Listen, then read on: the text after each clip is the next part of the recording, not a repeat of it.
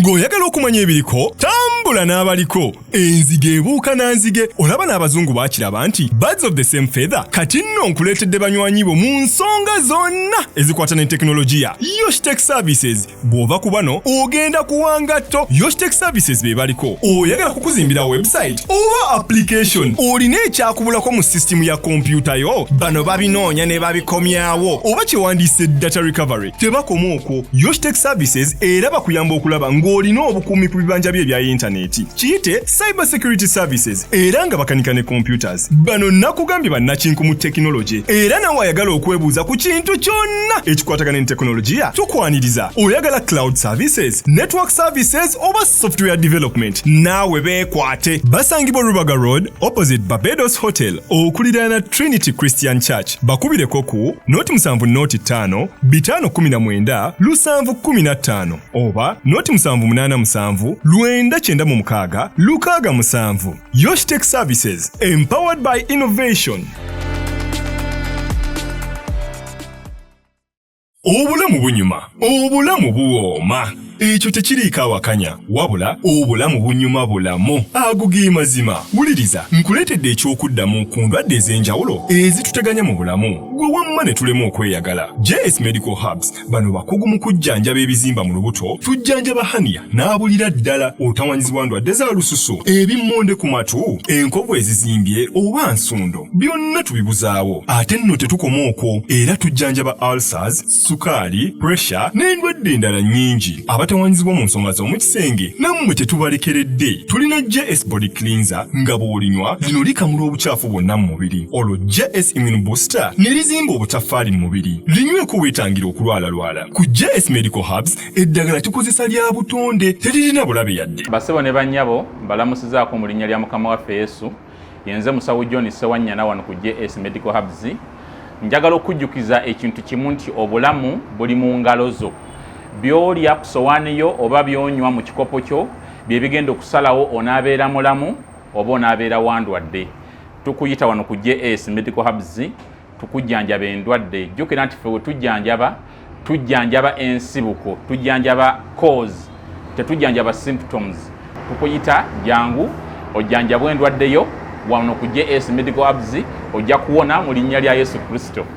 Amina. Tusangibwa Nansana okumpi ne Nansana Business Center oba tufune ku simu zino wammanga noti 7 noti 6 367 362 oba noti 772 999 noti 29. JS Medical Hubs for health and skin solutions.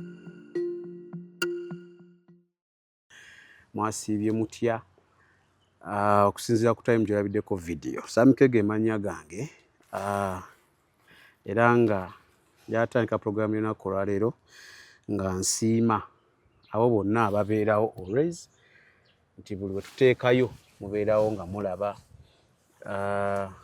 Waliwo omukyala bamuyita Babura nkwebaza.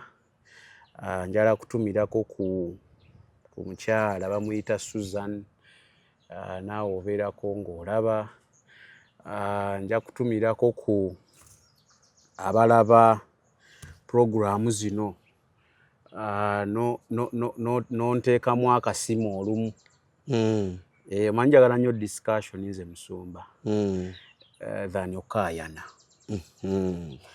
Nti neebaza nnyo kati for example waliwo Omusumba bamuyita aba pastor oba ye Mark onantereeza wemba nkwerabidde njogedde oba Pastor Mark Munyonyo ali Munyonyo awo yankubirako ng'alina kyalabye kyenjogedde nankubira discuss sikaayana nange situkaayane sikulaganya asinga era twamaliriza nnyina kyemmuyizeeko naye alina kyakoze eki kyakwizeeko. So abantu we batyo mbasaama ekitiibwa era mbeebaliza ddala mwebale nnyo mwebalire ddala. Kale JS bali awo Nansana banoonyeeko ojja kubeera ng'ate bakolako bulungi.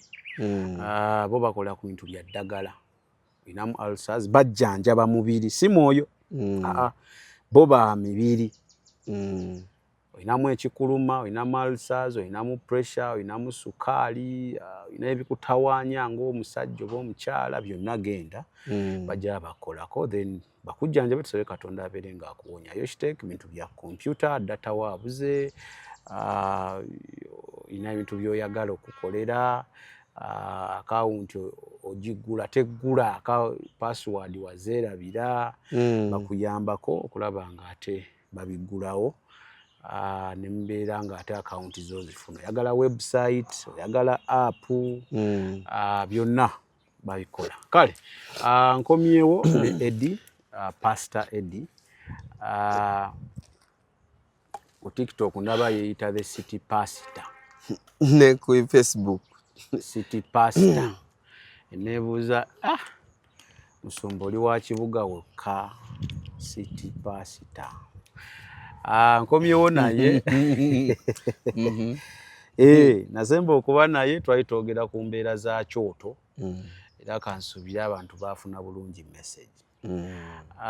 Then n'olwaleero tulina kituzze okwogerako naye sooka obuuze ku bantu then nyanjuli kitugenda okuba ntwogerako yanjula then ate otusabire netusabira then ndabe ekigenda mu maaso.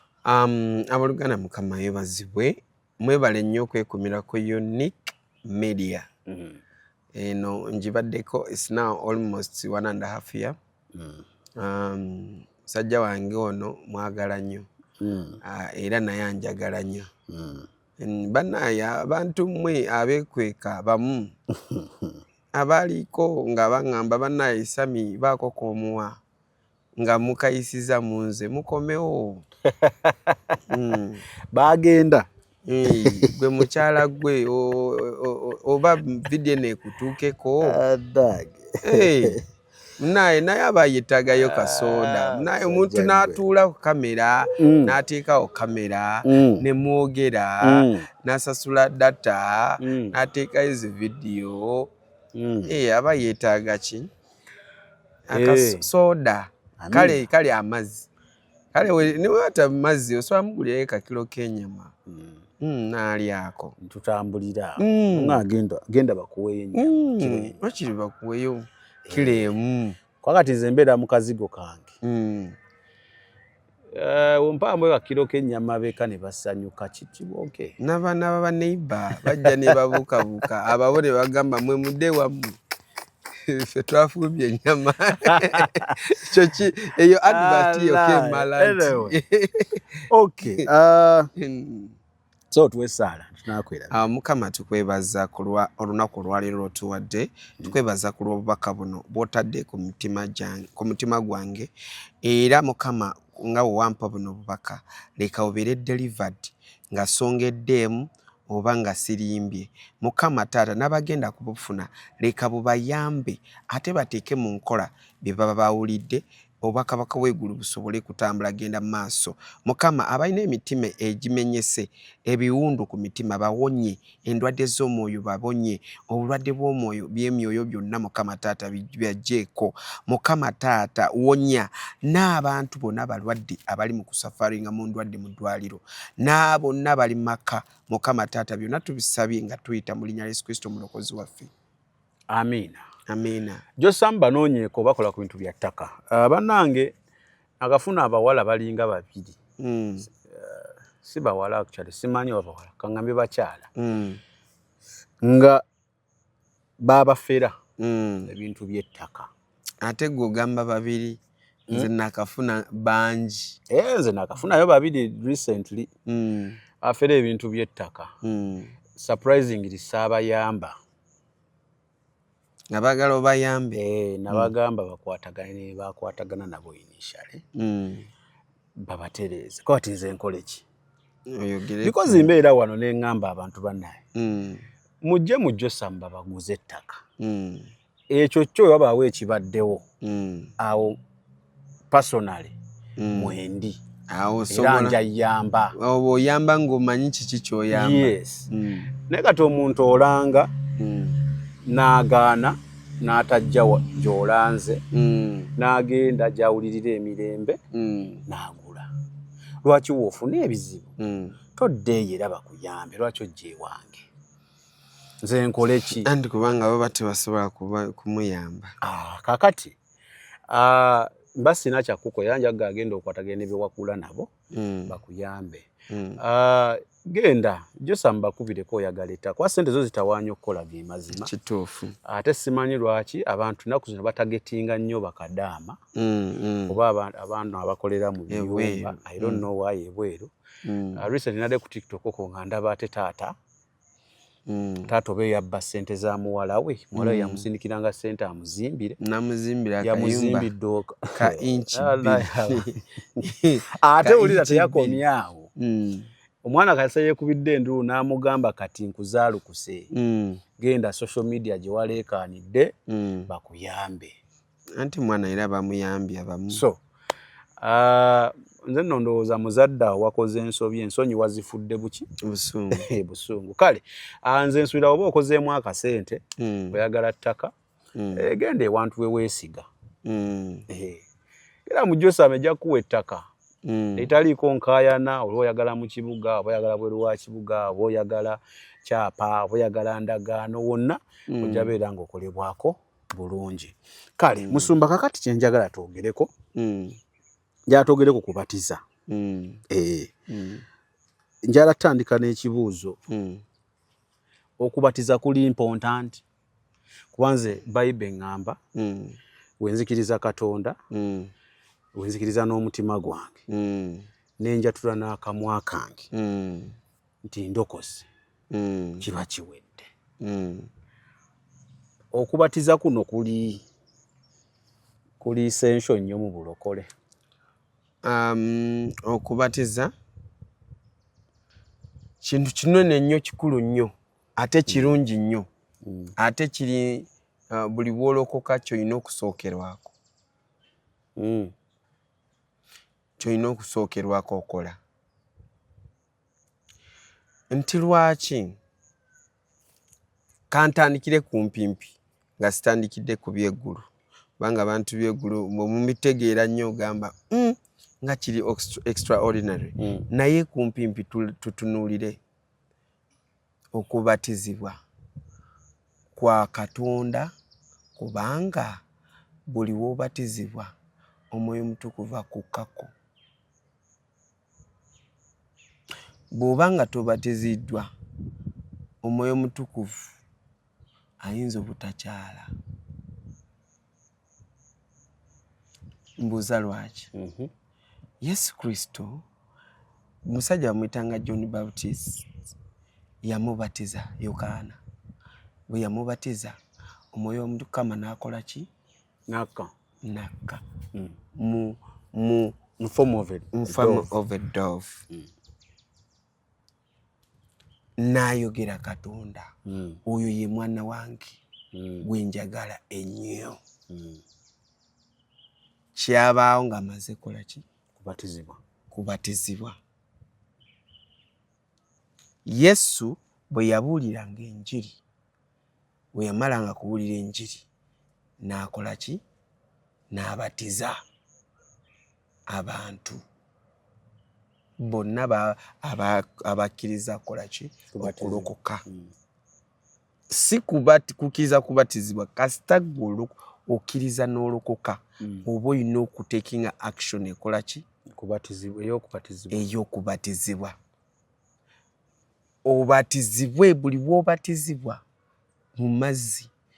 Lwaki? Nti Mwoyo Mutukuvu tumulabira kabonero ke k'amazzi nga bwe tugambye Katonda muliro ate ye Mwoyo Mutukuvu kabonero ke keki mazzi. Ukitegedde? Kati we nali mu ggulu nabanyumiza Yesu bwe yansuula mu mugga. Kitegeera ng'anyambaziza suuti. Lwaki? Nti mu nsi y'omwoyo wabaawo ebintu by'olina okuyitamu osobole kufuuka ekintu ekirala. Kwegamba kibanga bw'olaba nti essimu eno baagikola eno girabanga housing naye essimu yennyini eri munda kitegeera ate essimu etalinaako line tesobola akola eyaka bwasi ate essimu etalina lyanda teyaka bibiri byonna byengamba eriyo ekyoto biki byekintu ekikola mulokole ekintu ekikola material akola ssimu mungi hardware mungi ali muno ate nga yenna waki wa mugaso kamu kabuleko kimu tekijja akola ki kola omaze mu buloko bwe yansuula mu mugga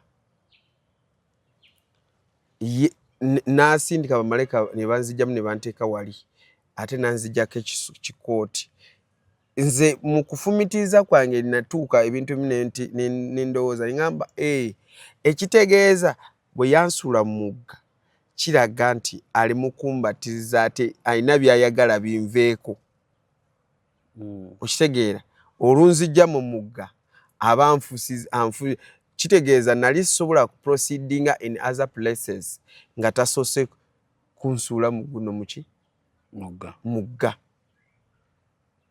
okitegeera ndowooza okitegedde ekyo nti waliwo wotasobola kutuuka like nga wa President Museveni nga toyise mu mitendera n'obuuka obuusi n'okola ki n'otuuka mu state.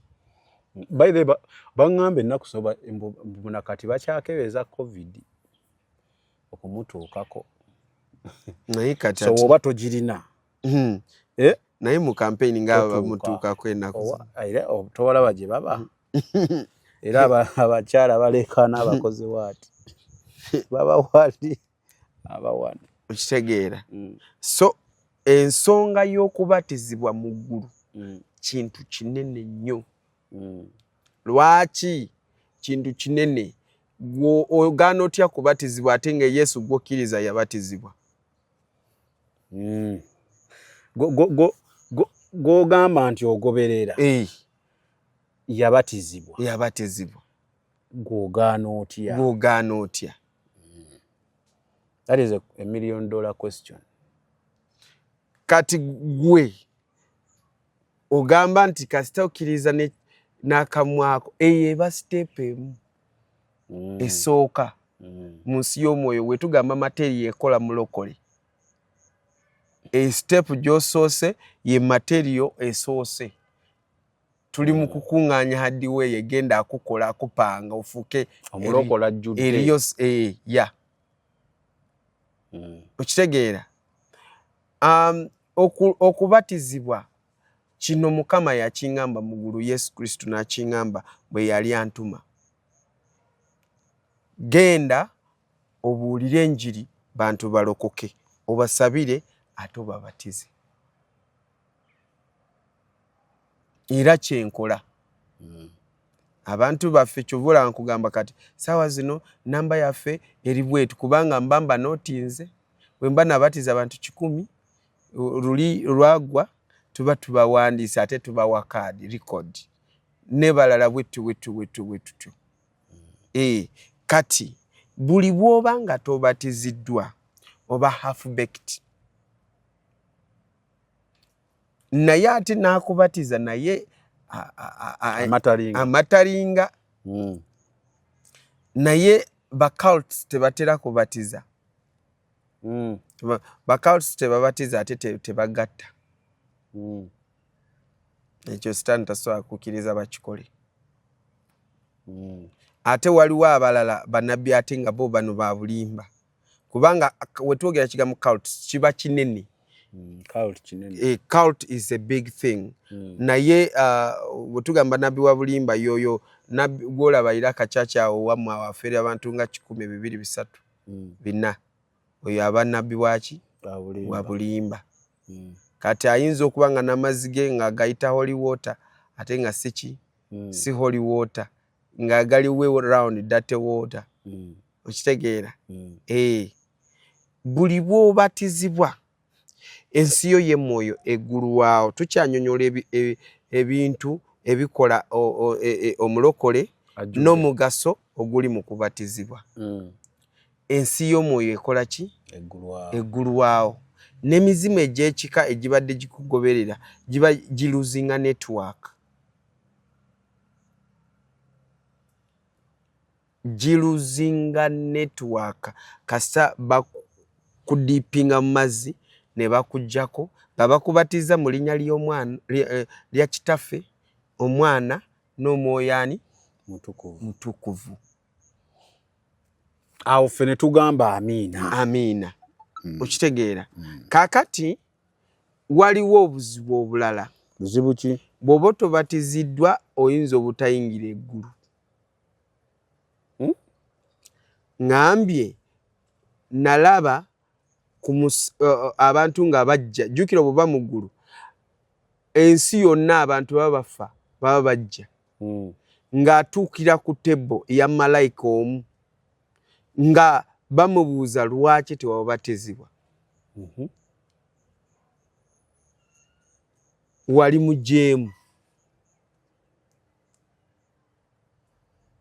Okitegeera wajeema kubatizibwa kakati tugenda kuzza mu kifo oba tugenda kuteeka muggulu waliwo n'ebifo ng'osooka n'okubeera mukomera n'obeera eyo naye ng'oli muggulu. Okitegeera naye lwakuba lyo teribanga eno mugeyeena nti oba mu agony oba muki nedda obeera just limited. Kiringa nga bw'ogamba oli kati bamutadde naye musibe areportinga ali ku bbeeyiro. Yes. Muggulu oyinza eggulu oyinza butayingira n'ogenda mu geyeena. So okubatiza kikulu nnyo to that extent. Nnyo. Tugende mu Bible. Kubanga kati tukigaziye nga kina mu Bible. Okubatiza kintu kinene nnyo mu ggulu. Omwoyo mutukuvu tamala gakka. Oyo mwoyo gw'obebbereza buli kadde obeera mu kwenenya teri kikutuka tonaabatizibwa. Omuntu alina kubatizibwa ku tayimu ki? Nga mmaze mwaka mu bulokole, mazeemu ennaku 2, mazeemu 5, mwezi. How long? Tekiina time. Tekiina time kasita okkiriza ssaawa zino n'ogamba ne musumba genda amazzi galiwo ennyanja eri awo oba kikiri awo genda omubatizi nakubatiza gwe kennyini gwe weesibye butabatizibwa. Bw'oba nga tobatizibwanga gwe kennyini weesibye. Ate abamu mulina mu buweereza bwakufukira kikoligo bwakutuulako tebutambula bwatambulako katono kubanga bweggulu ne bwesiba kubanga tonatuukiriza. So buli mulokole alina obatizibwa. Buli mulokole alina kubanga yabatizibwa si kubatizibwa. Kiba kitegeeza oludde weebisiiza. Buli mulokole alina okubanga yabatizibwa. Yes. Kitegeeza tannabatizibwa si mulokole. Alinga essimu etali mu line. Eba tekola. Kyola okuba tolina netiwaaka. Network eba tekwata yeggulu. So ate nojja ewange ne nkusabira ekintu ekyo ne kikola ne kivaako. Naye era tekitegeeza mbu kiba kigenze. Kiba kigambe katusoke tumuviire yazze mu muliro omulala. Omala kudda ino omala bbanga. Ne kijja ne ku testing agamba era tanaabatizibwa. Ne kidda mu kifo kyennyini. So okubatizibwa kikulu nnyo. Katola abadde mu mulokole emyaka 10 nga tannabatizibwa akola ati. Mukyamu abatizibwe. Kubatizibwa kuba kwa bwereere. It's for free. Olaba ne cards katife we tukomawo nga twamaze kubatiza n'amanya gontugayina. Tutwala obudde paka mukama bwa ministry sente then ne processinga. Era tuva wano tuzibatwalira Easter ne babagamba kadi za muzakoze eki ne bakubira amasimu. Kufuna fule card ekutwala mu ggulu nga toliiko bbala. Oyina okola ebintu bino wammanga. Ekisooka kkiriza Yesu Kristo okubeera mulokozi wo ng'osazeewo nga tebakukase. Ekyokubiri olina okubatizibwa. Obatizibwe ebigambo nabyogedde dda mu linnya lya Kitaffe, Omwana n'Omwoyo ki Omutukuvu. Oyo akubatiza nga tabyogera va mu mazzi mudduke. Oyo abatiza akubatiza nga tayogedde ebyo bigambo byeŋŋambye oyo mudduke va mu mazzi. Akubatiza birala. Oyo ali mukubatiza ali mukuteeka mu marine spirits ze zifugira mu mazzi. Alina ogamba mu linnya ly'Omwana lya Kitaffe n'Omwana n'Omwoyo Mutukuvu. Gwe Samike nkubatiza leero woto bugamba gwe soko twagemu gwe Samike nkubatiza leero mu linnya lya Kitaffe n'Omwana n'Omwoyo Mutuukirivu. Amina. Nakunyika wabayo wakunyika mirundi 3 buli bwayogera ekigambo ng'akunyika.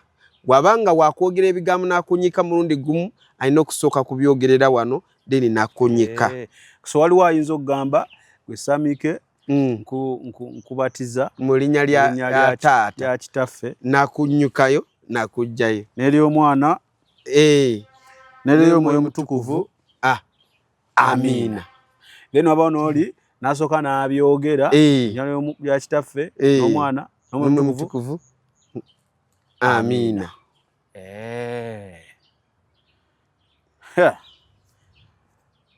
Kakati awakana bagenda kuwakana naye woowakana ngo soka lwaki Yesu bamubatiza ate bamala mubatiza. Tugenda kusoma Bible tugenda luleeta olunyiri lwennyini nawe tutatuleeta mu lumanyi. Bamala kumubatiza Mwoyo Mutukuvu ng'amusseeko n'alyoka Mwoyo Mutukuvu ajja n'amujjulako. Katonda n'ayogera kiba kitegeeza bonna basatu baba baweddeyo. Katonda yayogera Mwoyo Mutukuvu n'akka ajja. Okitegeera? Omanyi lwaki?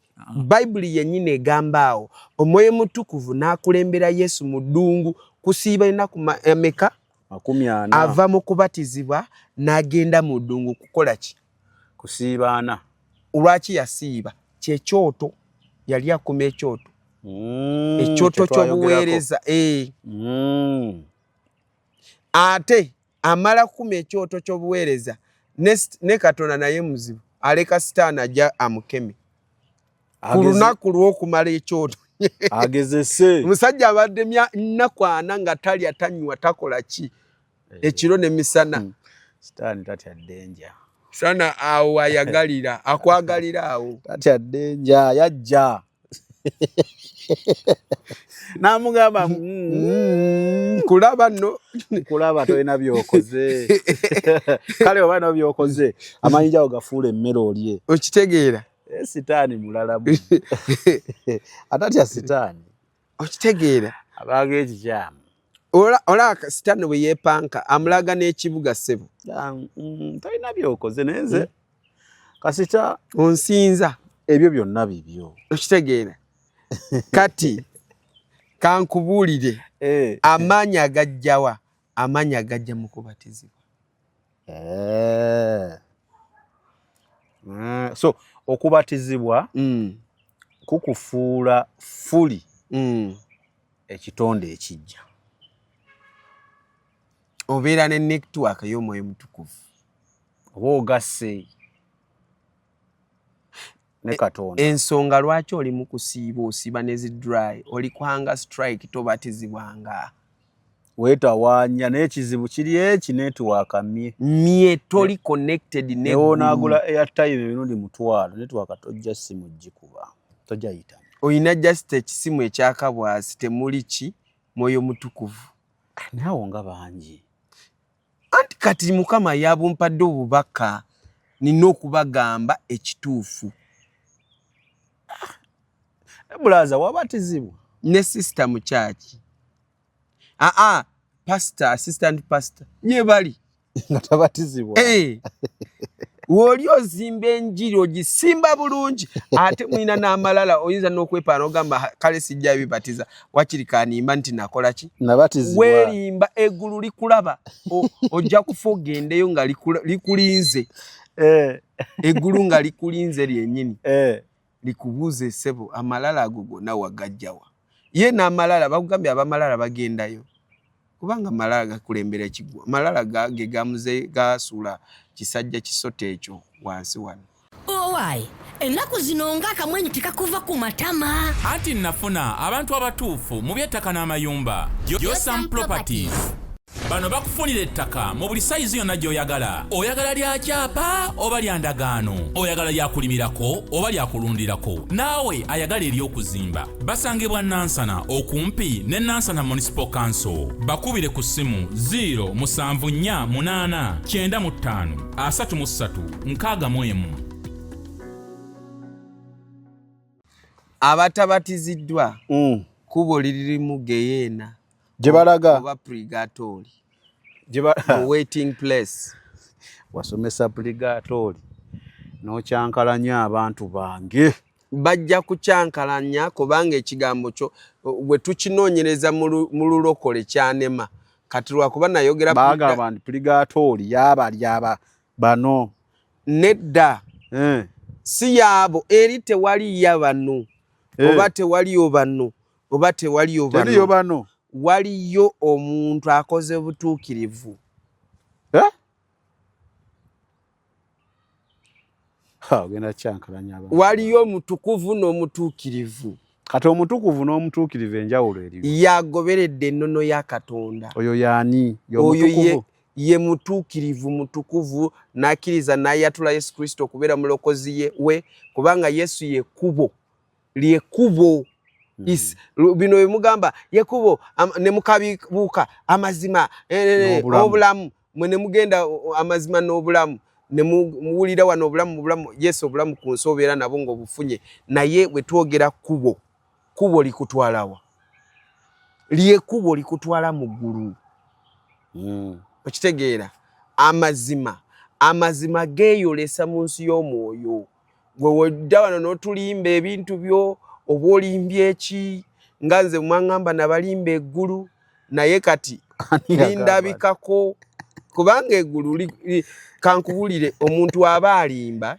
kintu tekijja kulabikako kubanga we give it time kyeva kiri kyenkugambye nti Yesu yankyusa gye yanzijja nali sikwatangako yadde sente nga manyidde emitwalo 2 ku mulimo gwaffe guli ogumanyi 2 3 wavaayo 3 gumulimo gusigala kubanga olina okulabirira family okitegeera naye nga bwe yandeeta ate mu kumuweereza aleeta miliyoni ne tukola crusade miliyoni nga 20 kubanga tetukolangako ka crusade lwaki nabiraba mu ggulu okutegeera nti ono yateredde mu nsi y'omwoyo oba yatereza ensi ey'omwoyo ekisooka obeera dokita w'emyoyo emirala exactly ekyokubiri obeera omuntu ayimirirawo mu ntalo ez'abalala ze batasobodde kola ki ekituli ng'okiyimiriramu ng'oyimirira ne mukubagana yes nga luli amayinja naye amayinja kyaliwulira nga okuvuuma lwako wali ojja kukakasa okitegeera kati ebyo ate ebyo bye bikakasiza ddala nti ensi y'omusajja ono y'omwoyo yakola ki yaguma exactly awo tuli wamu okitegeera kubanga waliwo kano Jessica ali ka firimu nti omusajja yagenda kusabira omuntu ate nga yasuze muki mu lodge omuzimu ne gumugamba ssebo osabira ani ne gumuswaza mu bantu awo we gwa gukuyinako bwino gwa gujja kuswaza okitegeera naye Justin mbadde nkyaneyiminga kati wali ne tweyingiramu kati okubatizibwa kuno n'abayigirizwa ba Yesu bonna bakikola so kikulu woba pasita nga church yo togibatiza oliko omusango ate n'ekikolimwe kinene oyina ekizibu ate ayina ekizibu omusango gwonna ye kennyini kyekizibu kubanga oba tosomye ebyawandiikibwa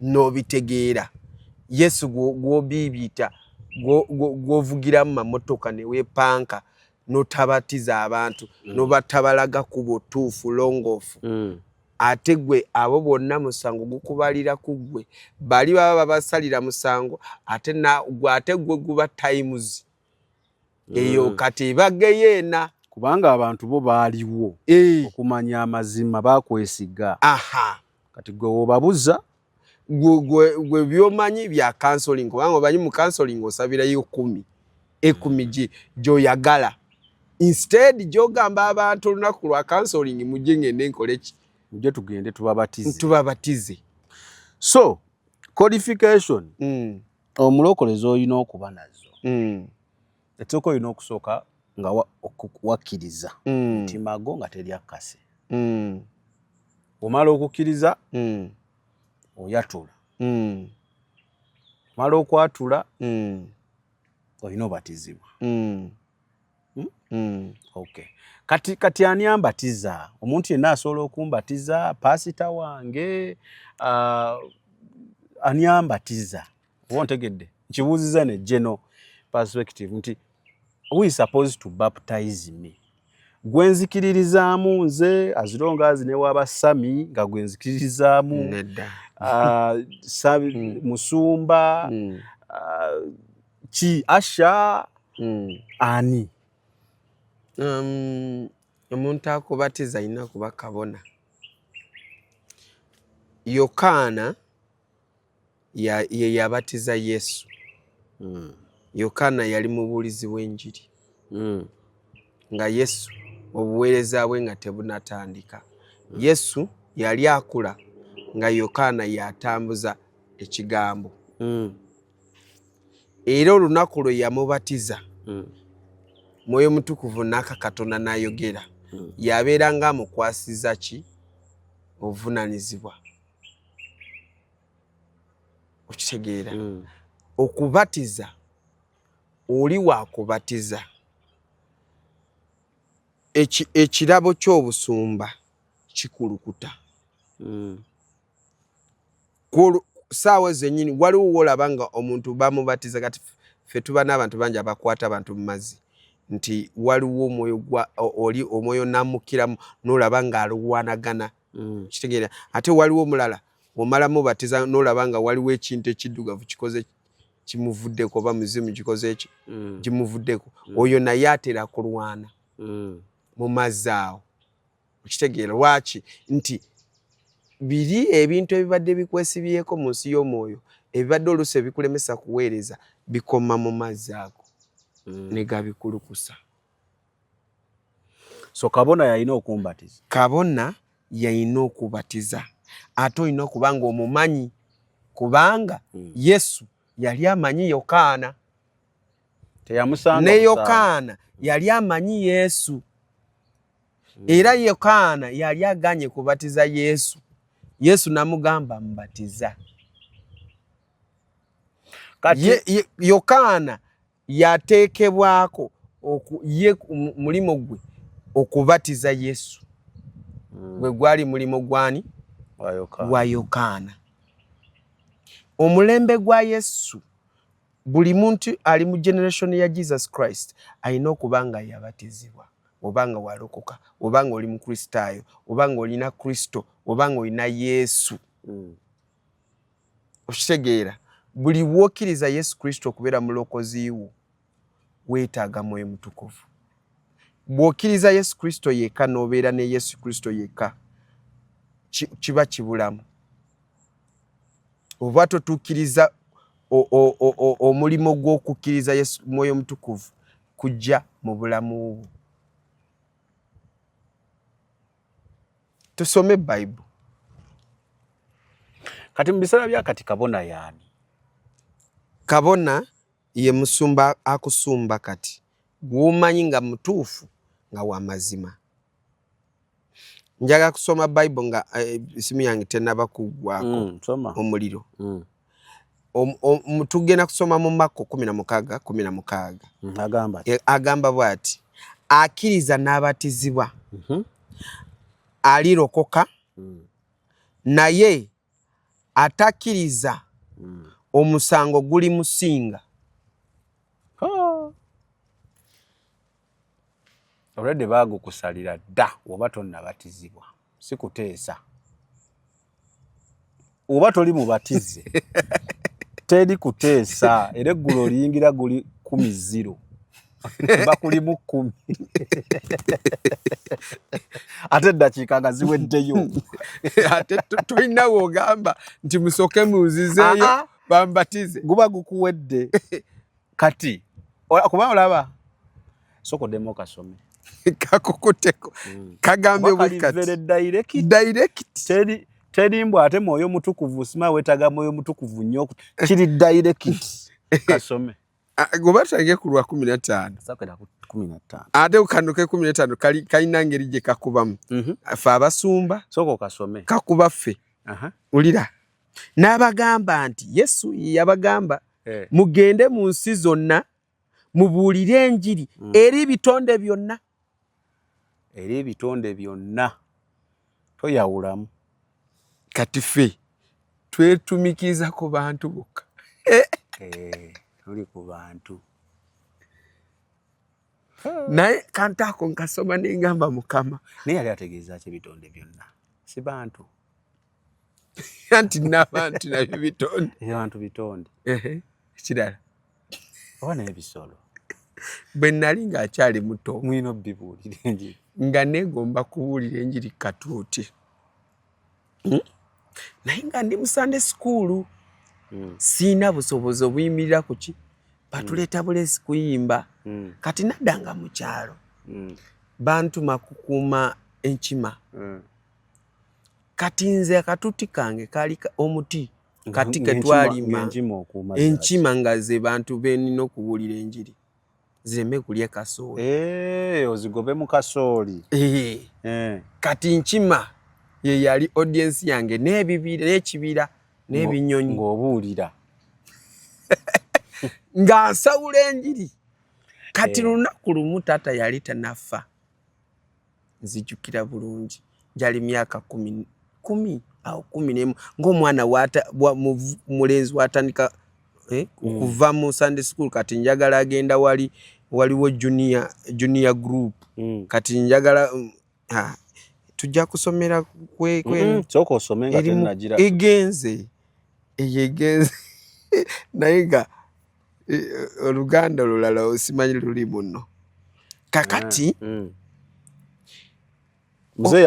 muzee anzigwako njiriko mulokoke bwe mutalokoka geyena mugenda mugeyena ndi kunkima nga nze nantuuya ani jukiro bano n'obudde bunjaawo kati kume muzee yaze ali eyo ku nsonda atudde awuliriza enjiri owulira audience yange weeri kati no audience yange yavudde mu nkima kati weegaseko omuntu taata wange ampuliriza tamala agamba atya muzee ayagala kuwuliriza wengenda kuwunzika service kati service ndi mugiwunzika ngamba nkima musitule ebiweebwayo byammwe tusabe ne tusitula ffenna ne tukola ki nze nanoga akakoola k'omuti ne tusitula nensaba biweebwayo nemaliza ngamba Mukama bawo mukisa service ya leero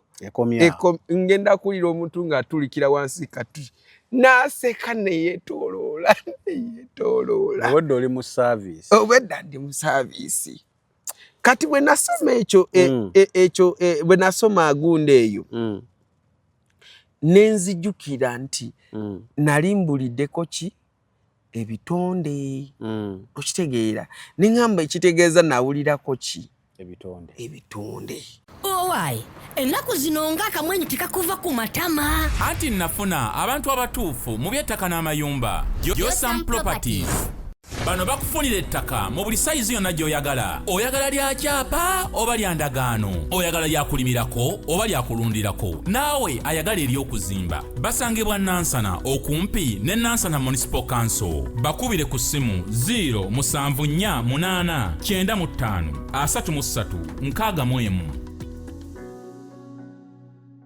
N'abagamba nti mugende mu nsi yonna mubuulire enjiri eri abantu bonna. Eri egambye eri bitonde ki? byonna. Bagamba abantu bonna. Naye kati abantu bonna n'ebitonde byonna basically bagamba toyawulamu. N'abasamize bonna babuulire. N'abamalaaya bonna. mwe mwagala temwagala gendayo kubabuulira enjiri. Kati oli wakusanga ng'oli eyo tamanya nti ozze buulira njiri. Ate nga ne Yesu yagenda wa malaaya yali. Edi twamulabye mu bamalaaya. Kakati kankubuulire. Yesu yajjira ki? Abalungi bonoonyi. Tugende mu maaso. Kaliko ensingo. Kano ke kakukuba. Kagambye wese. Abo bonna abakkiriza ne babatizibwa balirokolebwa. Naye abo abatakkiriza balisalirwa omusango ne gubasinga. Ate kano kwongeddweko ne gukola ki? Kyekimu ne gubasinga. Teri kuteesa. Wogenda tobatiziddwa. Oledde omusango gwakusinga. Dda. Teri apiiru. Ate muggulu bagambye okola apiiru. Teri apiiru. Abo bowulira nga bali ku njegoyego z'eggulu nga bakaaba nga bibiinawe bityo bibeerayo ng'obiraba. Okitegeera ng'olaba kiri kibiina kiri ku njegoyego y'eggulu. Kyo tekikkirizibwa n'okutambula mu ggulu. So kitegeeza excuse me. So kitegeeza nti omuntu yenna omulokole ogamba nti ndokoza tulaba nagenda nnyo mu bulokole gisooka obatizibwe kiveewo. Si kya kusasulira sente. Aho kiveeko. Ate mwe munama abapasita basaba abantu kuba muleete emitwalo 10 mbabatize. Ogwo nagwo musango.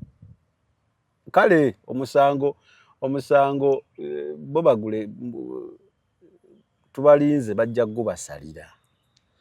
Naye kati nze ndi nnyo ku bantu abasumba mmwe byammwe mwe abamanyi bafaagane n'ebintu.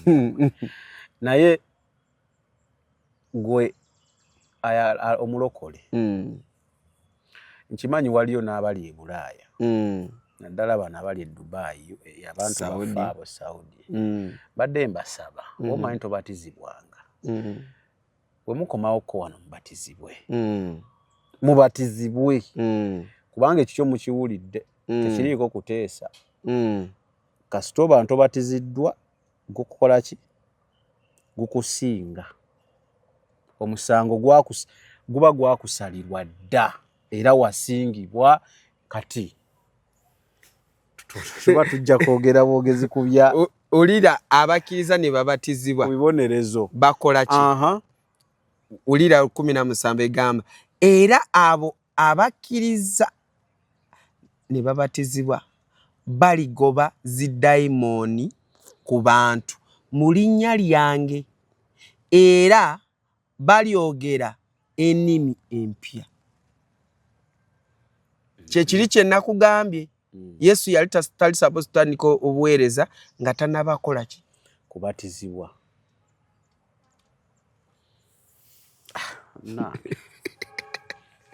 Bikalu byebu. Eggulu mwe mulowooza nti omala gatambula butambuzi nga kafirimu ka pasita Bugembe kendaba. Akaliwa. Ndaba nga Besigye ng'atambula ng'alinga yingidde eggulu ate bamalayika ne bamuzza. Eyo katemba.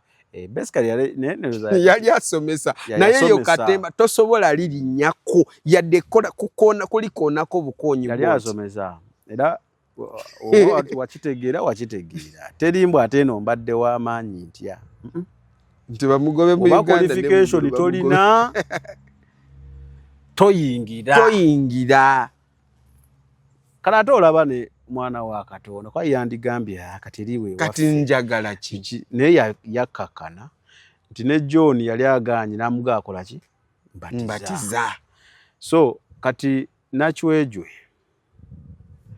Nakamya Kiyengo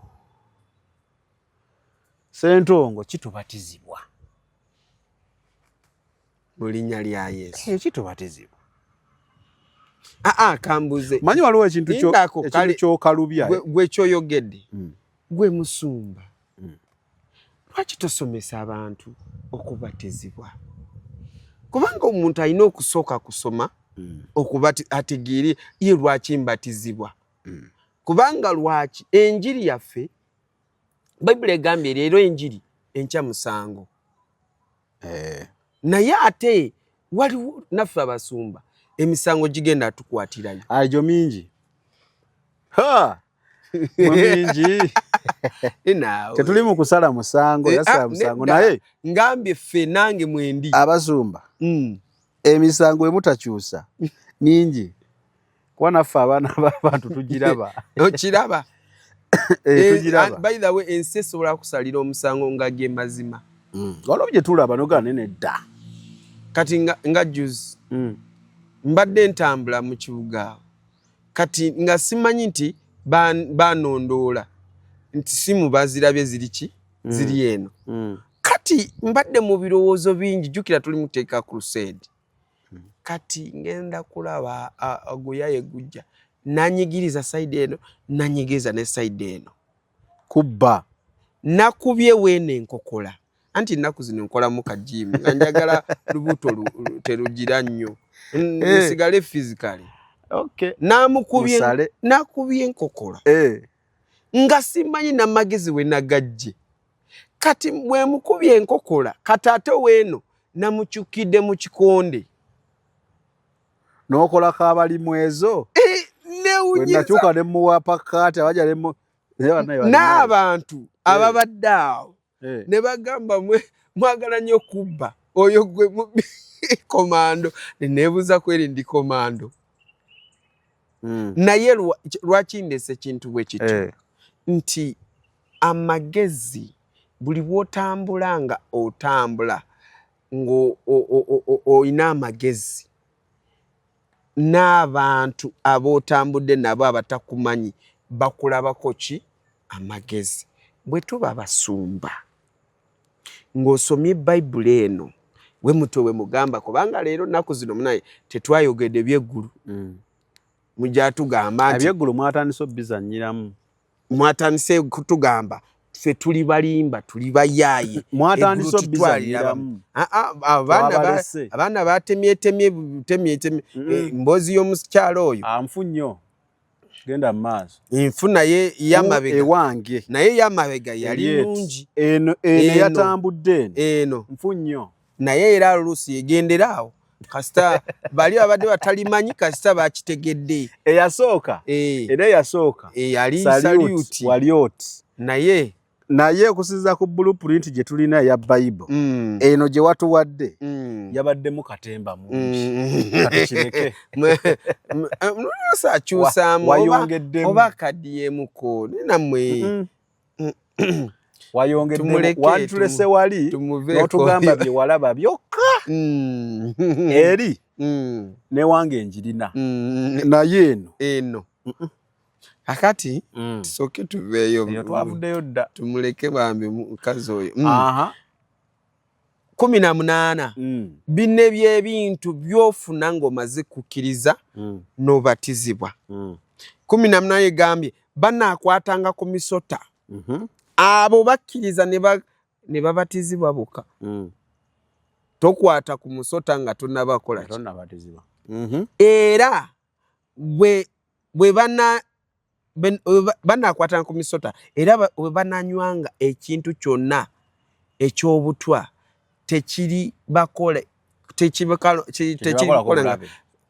tekibakolangako kabi era banaasanga emikono gyabwe ku balwadde ne bawona abalwadde ne ne babawonya. Ebyo biweewo omuntu ng'amaze kola ki? Kubatizibwa. Kati gwe pastor tobatizibwanga oli mu kulwana n'ekintu. Okitegeera? Kale. Awo Mukama waffe Yesu bwe yamala okwogera nabo n'atwalibwa mu ggulu n'atuula ku mukono gwe ogwa ddyo gwa Katonda. Amina. Kale, I think the most important thing tukulaze lwaki oyagala oyina obatizibwa. Sina kwagala. Tukulaze lwaki you must be baptized. It is a must. Yes. Bwota ogenda mugeyeena. Amazima gali nti wotabatizibwa ne oba okoze buli kimu mu butuukufu bwakyo. Aha, toyinayo kifo mu ggulu. Tewali. Okay. Ate tutereeze ababatiza abaana bato ogw'omusango gye guli. Lwaki Yesu tebamubatiza nga kali kaki? Kato. Kabebi. Kawere. Okitegeera? Anti kati tosobabatiza mwana muto lwa nsonga kyekiri qualifications omwana omuto aba tannazituusa. Qualification esooka kukkiriza n'omutima gwo nga teri akase nti nkoze eki nti ngenda lokoka njagala lokoka n'oyatula n'akamwako nti ndokose then n'olyoka obatizibwa. Kati ka bebi okaagazaaki babuyiira mazzi anti muli mu bya kisiru bano bukyenyiwa bya kisiramu ababikola bya kisiru. Senga ofa ne muwalawo kiryoko musalirawo. Singa okola otya? Senga ofa ne muwalawo n'ofa naye anti nga ofa ne muwalawo osobola omunona ne mutuuka mu ggulu mwenna. Oba senga ogenda yimirira na muwalawo kyembadde nzaako okujjayo musalirewo. Ne bwe tubanga ffenna tusisinkana ffenna personally tusisinkana ffe n'ofeesinga Katonda nga ggwe singa taatawo singa ne maamawo singa ne mukwano gwo mugandawo tosalirawo mwana oli muto muleke wanaakula n'akiwulira mu mutima. Ate ekyokuwulira mu mutima tekiriiko myaka. Tekiriiko myaka tekirimbw ate tulina kukubatiza oba olina kulokoka ngo eza 18. Gwe wookiwulira mu mutima yatula genda bakubatize. N'ebyokubatiza babbebi ne mubayiira obuntu buno. N'ekyokubiri gwe bakugambye John ye tasobola kugenda ku nnyanja n'asenayo oba tewoza tebayina ye basenera buntu. Oza tebayinawo bigundi we basenera ku tuzzi n'atuleeta n'amuyisa mu maaso. Ekirala kyolina okumanya nti webanga gayina kubanga mazzi agatambula anti kyenkugambye wetaba nnyanja kubanga yanja ebako mayengo gulina okuba omugga. Ate waliwo benda abagiira mu swimming pool. Bayinza okuba nga tebalina sente zigenda ku nyanja. Nene swimming pool gatambula tegatambula gali wamu. Bye mulimu bya kisiru mbatize mu mazzi agatambula. Ebyo byowulidde oba ebyogeddwa mu episode eno si birowoozo bya Unique Media nga channel awamu n'abagikulira wabula birowoozo by'abantu ssekinnoomu mu kiti kyabwe.